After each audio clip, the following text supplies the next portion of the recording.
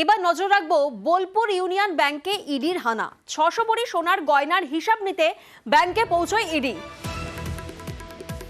যে ছবি আপনাদের দেখাচ্ছি, বোলপুর ইউনিয়ন ব্যাংক, যেখানে আজ ইডির হানা হয় এবং সেখানে 600 ভরি সোনার গয়নার হিসাব নিতে ব্যাংকে পৌঁছয় ইডি।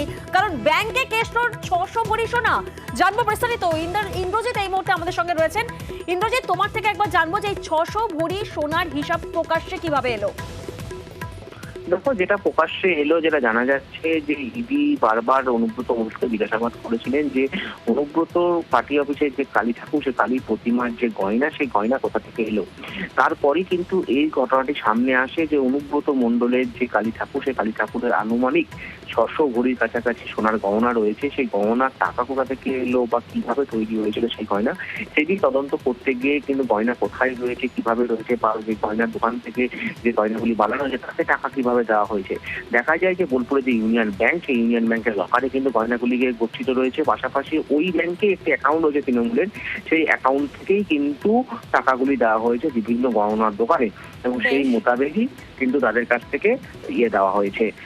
আজকে এসে ইডি আধিকারিকরা ব্যাংকের আধিকারিকদের সঙ্গে কথা বলেন এবং সেই সমস্ত নথি কিন্তু আজকে নিয়ে গেছেন। আমরা সূত্র মারফত যেটা জানতে পারছি, আগামী সময় কিন্তু এই গয়নাগুলিকে বাজেয়াপ্ত করা হতে পারে। বেশ।